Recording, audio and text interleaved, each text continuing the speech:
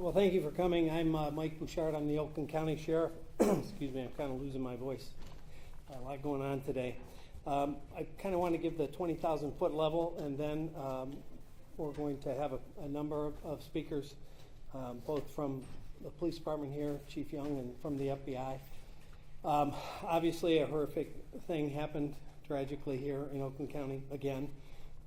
So we've been through a number of these things, and the one thing that I want to make sure the local community is aware of first and foremost is this community works together hand in glove. This community takes care of each other.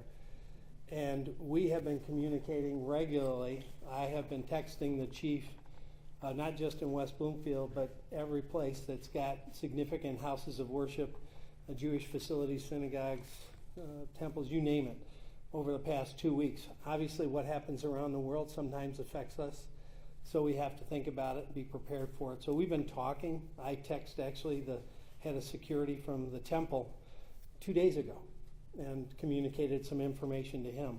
So the first thing the community should know is that we not just today work together, we work together all the time. Our state, our federal, and local partners. Number one. Number two, we train.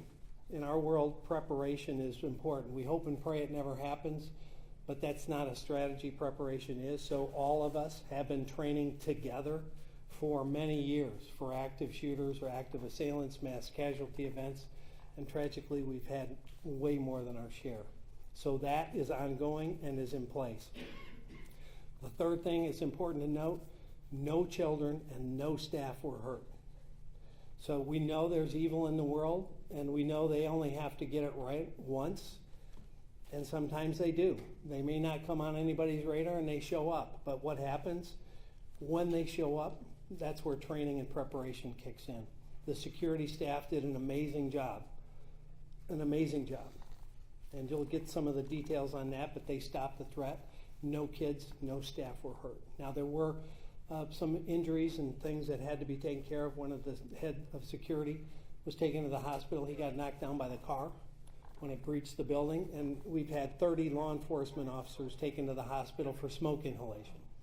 So a lot of our folks from my SWAT team and other agencies are still in treatment because that building became engulfed when the car and we'll learn all of that through the investigation, why it became engulfed in flames, what was the ignition source, and I think the ATF is taking the origin of that source and origin of the fire. But in any event, what it did, it caused terrible, terrible smoke in that part of the building, and so when all of our people collectively went in that building to search out the threat, to remove innocent, a lot of them took in significant amount of smoke inhalation, and they're at the hospital being treated. So I also know you're going to have a lot of questions. A lot of those questions can't be answered at this point because it's super preliminary in the investigation.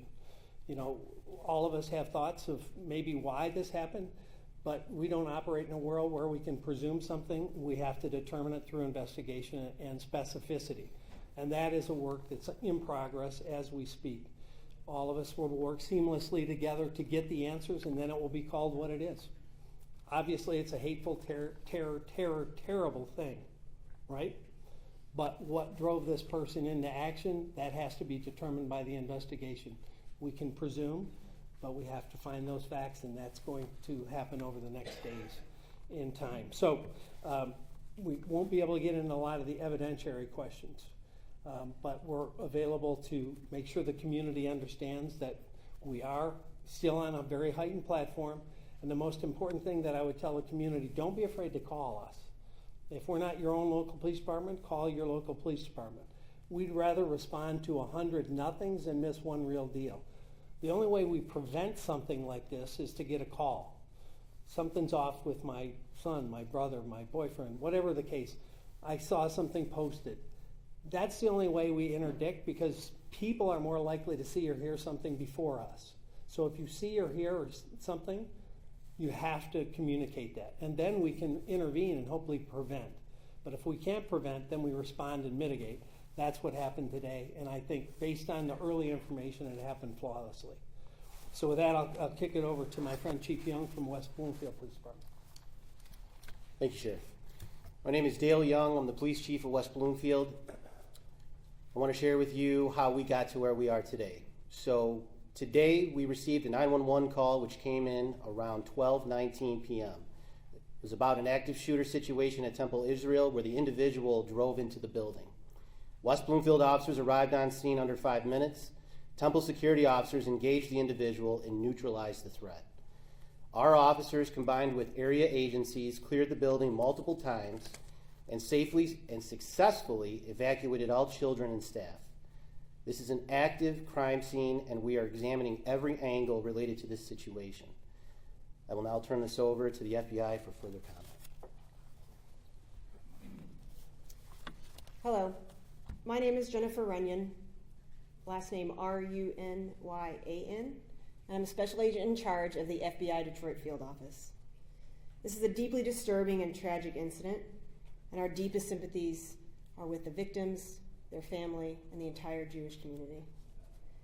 The FBI is here working with our state, local, and federal partners to investigate this incident, and I can confirm that we are leading the investigation right now as a targeted act of violence against the Jewish community. As my partners have said, this is an active and ongoing investigation with an active crime scene, and I ask for your patience as we process this evidence and pursue every lead that has come to us and that we have developed thus far. What I can share is this: there was one subject involved in this incident who is now deceased. And as my partners have said, we've had no victim fatalities. I will not be able to provide additional information at this time on the subject or his motive, as our goal is to protect the integrity of this investigation and to ensure that we give you accurate and timely information as soon as we can. The FBI was notified of active shooter at Temple Israel at approximately 12:45. We immediately activated and deployed all of our crisis response resources, which includes our SWAT team, our crisis negotiation team, our evidence response team, our special agent bomb techs, our weapons of mass destruction team, our cellular analysis survey team, and our victim services, as well as more than 100 agents and analysts to ensure that we are actively mitigating and responding to the active threat, but also pursuing diligently and methodically every lead that we have. My ask to the public is a few things. I know everyone wants information now, but I ask that you be patient as we are still processing this scene and still pursuing everything that we can and that has come to us today. Second, we've activated a digital media tip line for any witnesses who has photos or videos of the incident today. They can upload those at www.fbi.gov/West Bloomfield attack, all one word. But the public can also report through our call line at 1-800-CALL-FBI if you have any information about this incident and or any other suspicious activity that you see around in your community, your life, your places of worship, your schools. As the sheriff said, we all need to remain vigilant, and it takes the whole community to ensure that we remain safe. I also understand that congregants may have left some personal effects at the synagogue, and as soon as we have a reunification site to get those effects to the affected victims, we will be sure and release that as soon as possible. I want to thank our partners and the first responders and the security personnel at Temple Israel who did an excellent job at mitigating this threat, and we're very grateful for their bravery and their service. Next, I'd like to bring up or offer up Stephen Ingberg, the CEO of the Jewish Federation of Detroit. As the CEO of the Jewish Federation of Detroit, I'd love to say I'm shocked or I'm surprised, but I'm not. This is something that we train for. Thank you to all of the law enforcement officers who stand behind us and the many who don't. Thank you to our Jewish community security team. This is a tough time. It is a tough time, but we will get through this. We'll get through this together. We'll get through this stronger. And we'll continue to be loud and proud of being Jewish. This will not change us. This will not deter us, and we will continue. With that, I'd like to turn over to Rabbi Ariana Gordon of Temple Israel. Thank you so much. As you've heard, there's so much that we don't know. We're going to be processing all of this in the days and weeks to come. But what I do want to say is a huge thank you to our law enforcement, to our Temple Israel security team, and to our early childhood center teachers who were the true rock stars of the day. They ensured that all of our children remained safe and calm throughout the entire day and got every single child safely reunited with their parents this afternoon. And for that, I can't express my gratitude enough. We are really appreciative to all of you for making sure that everyone made it home tonight. Thank you for being here. Okay, I think that's it. Obviously, we can't get into evidentiary questions, as I said, but I think the message is clear that we all stand united, stand together, whether it's federal, state, county, or local. We're committed to keeping this community safe. If you think you can target the Jewish community in this county or anywhere in this state, you're wrong. We're going to not only stand in front of them to protect them, we're coming for you. So with that, thank you.